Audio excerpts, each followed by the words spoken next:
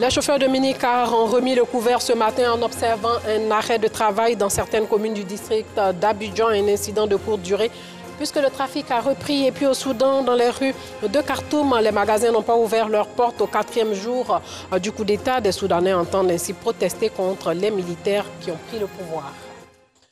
Bonsoir et bienvenue dans le journal. Court arrêt de travail observé par les chauffeurs de minicar dans les communes d'Abobo et de Bengéville en raison d'un quiproquo. Fort heureusement, le malentendu a été résolu et la circulation des minicars a progressivement repris après l'intervention de certains acteurs du secteur du transport. Les faits dans ce reportage de Joël Gossé. Pas de minicar, communément appelé Gbaka, en circulation ce matin dans la commune de Bengerville. Ces usagers sont désemparés. C'est depuis le matin qu'ils ont commencé à faire ça. C'est tout à l'heure là que nous-mêmes on a eu à prendre un Gbaka. Mais en venant, ils nous ont poursuivis avec un autre Gbaka. On a failli tomber dans le caniveau même. C'est là on est descendu en même temps. Que s'est-il réellement passé? Selon ces chauffeurs de Gbaka qui ont marqué en arrêt de travail, cela est dû à des tensions entre syndicats appelés Nyangbro et chauffeurs. Vers le rond-point de nouveau camp là, ils m'ont fait arrêter là-bas, ils ont tapé mon camion, ils ont fait descendre tout le monde. On dit qu'ils ont frappé un petit après barrage pour le blesser, que dont le chauffeur ne roule pas. Même à Bobo, ça a été le même cas là. Donc c'est à cause de moi, j'ai pris ma voiture aussi, ici, viennent garer. Donc on voit que les uns qui sont là rouler là, d'autres ne peuvent pas garer, d'autres vont rouler. Eux ne peuvent pas décharger, ils ne peuvent pas arrêter de travailler, puis les autres vont travailler. Voilà.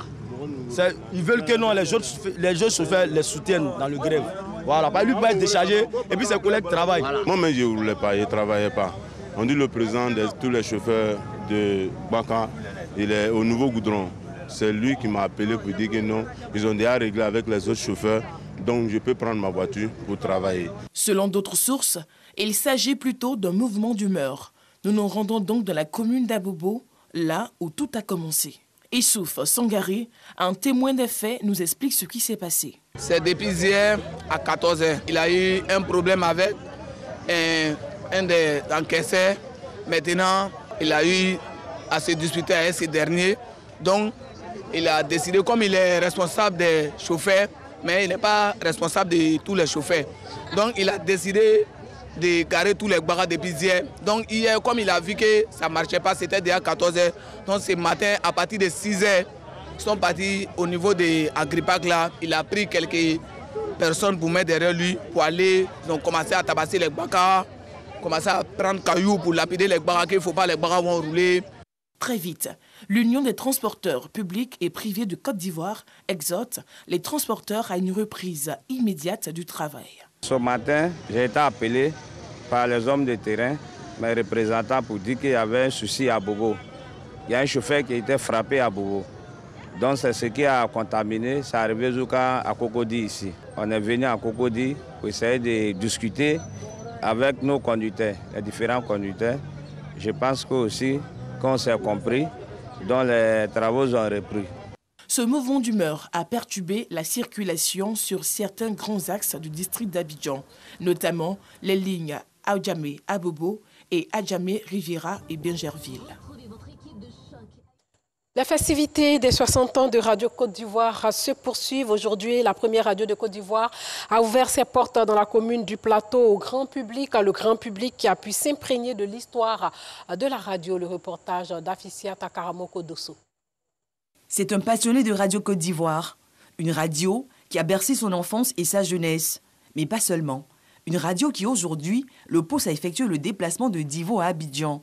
Taïro Nicolas est heureux d'être dans les murs de la mère des radios pour souffler sa 60e bougie. C'est mon cœur. Tout le monde me connaît à travers mes interventions à la radio. Voici ce qui m'a aujourd'hui vraiment plu de venir physiquement à la radio pour faire la connaissance du personnel. J'étais vraiment épaté de faire la connaissance de la directrice de la radio. Comme Nicolas, Kwame Eugène a voulu lui aussi revivre des moments de souvenirs. En son temps, il y avait le bal de samedi soir. Bien que ça se passait à la maison, mais on organisait notre petite famille. Nous, on n'allait pas en boîte, mais on faisait en sorte que le bal de samedi soir soit pour nous un élément d'animation et de réjouissance. Radio Côte d'Ivoire, première radio en Côte d'Ivoire, célèbre son 60aire sous forme de festivités, de panels, mais aussi à travers une exposition photo des pionniers qui ont marqué sa vie. Nous sommes vraiment fiers, heureuses d'avoir pu organiser ce 60aire dont l'objectif était de véritablement rendre hommage à nos pionniers, à nos devanciers qui ont tenu de mettre cette maison. Ceux qui n'ont pas connu la radio, qui se sont rendus ici pour venir voir ces belles photos des anciens, des directeurs qui se sont succédés et des grands noms, des grandes voix qui ont rythmé cette radio et qui ont marqué l'histoire de la radio nationale.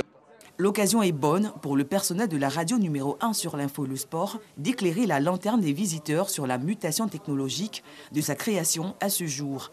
Le directeur général de la RTI, Fosséni Dambélé, a effectué une visite dans les locaux de Radio Côte d'Ivoire pour vivre ces instants, mais aussi encourager l'ensemble du personnel. Je voudrais profiter de cette circonstance pour remercier et féliciter tous les agents de Radio Côte d'Ivoire. Remercier également tous les agents du groupe RTI qui se sont impliqués à fond pour donner cette belle cérémonie. Il a également donné sa vision pour une radio Côte d'Ivoire moderne à l'ère du numérique. On a l'ère du numérique, de la radio filmée et tout le dispositif digital que nous avons va faire une place de choix à Radio Côte d'Ivoire, des applications nouvelles pour permettre aux auditeurs d'ici et d'ailleurs de pouvoir accéder avec beaucoup plus de facilité, avec beaucoup plus de fonctionnalités au programme de Radio Côte d'Ivoire. Et également, avec la radio filmée, permettre aux belles productions d'être connues également sur les chaînes de nos télés. Démarré le mardi 26 octobre dernier, les festivités marquant les 60 ans de Radio Côte d'Ivoire s'achèveront le samedi 30 octobre 2021. Pour encourager la propriété dans les établissements scolaires, la cellule civilo-militaire a organisé une opération coup de balai au lycée 1 et 2 de Grand Bassam. Cette action dénommée Un esprit sain dans un corps sain vise à exhorter les acteurs du système éducatif à vivre dans un environnement salubre. Clément Boko. Les élèves des lycées 1 et 2 de Grand Bassam sont à la tâche pour rendre leurs établissements respectifs propres. À leur côté, plusieurs membres de la cellule civilo-militaire, une structure mise en place par l'État en vue de faciliter les échanges entre les forces de l'ordre et la population. Cette cellule est composée de tous les corps des forces de défense et de sécurité avec les acteurs de la société civile. La cellule civilo-militaire a choisi les lycées 1 et 2 pour donner un pouce à l'environnement, pour donner un coup de balai à l'environnement pour que nos enfants puissent commencer sainement l'année. Nous sommes en début d'année et on dit toujours un esprit sain dans un corps sain.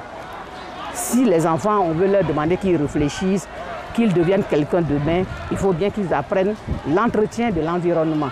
La secrétaire générale de la préfecture, Ida Kamara, représentant Madame le préfet du département de Grand Bassam, a salué l'initiative et encourager les acteurs du système éducatif à maintenir le cap. L'opération de ce matin, je la vois comme une exhortation aux élèves, aux chefs d'établissement, aux corps enseignants, à tout le monde, pour rendre ce lycée, qui chaque fois qu'on vient ici, on ne voit que des ordures à terre, que ce soit une exhortation pour la propreté, pour la salubrité pour les élèves. Parce que la propreté est égale à la santé. Et nos élèves doivent être en bonne santé pour avoir les meilleurs résultats.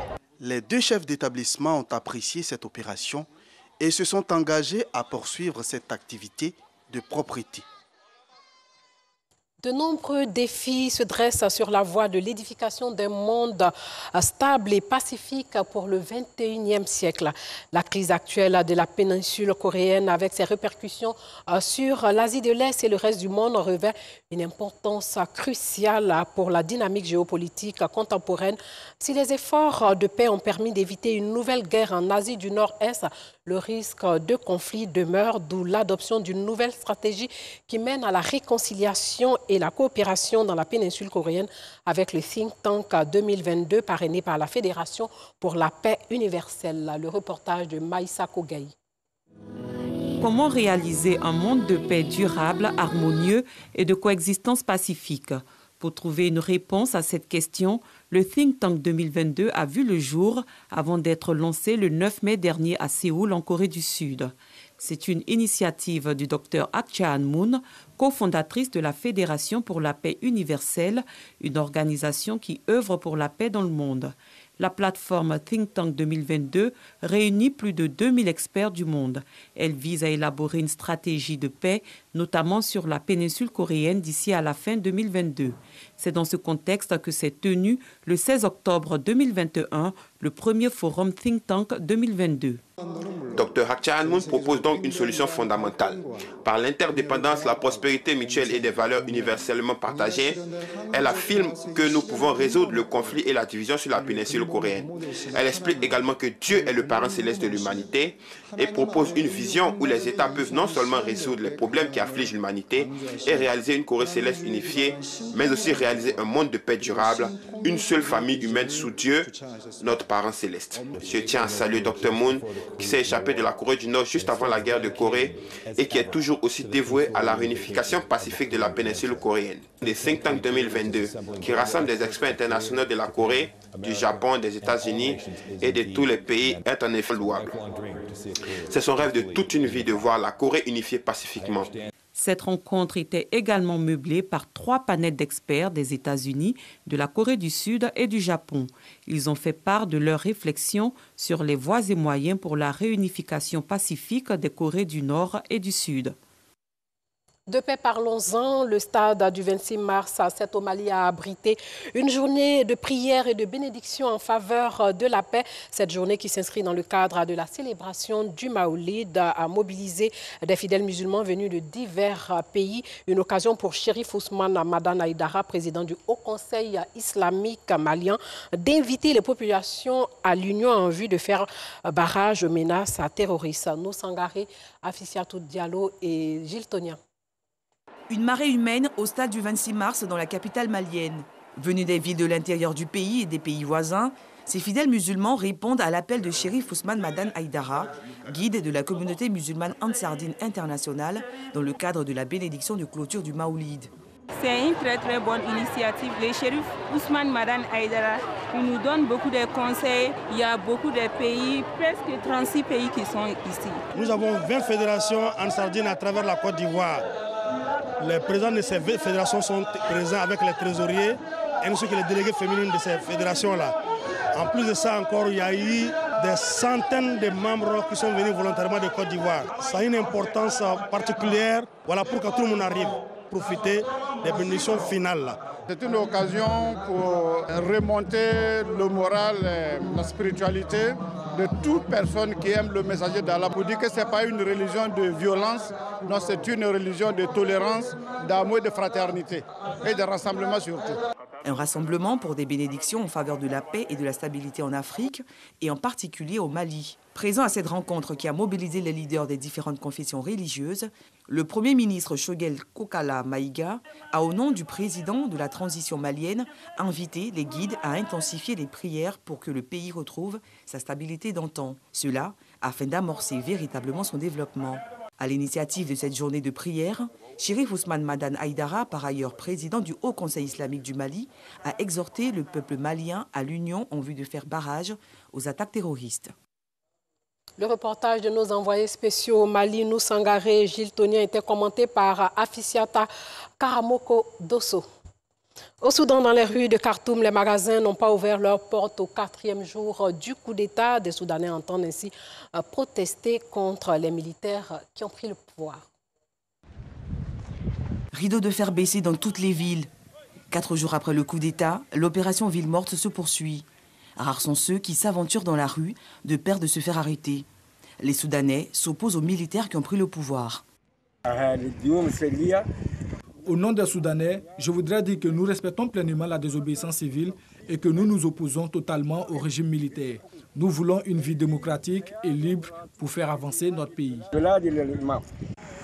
Voilà, c'est tout pour ce soir. Merci de nous avoir suivis et surtout portez-vous bien.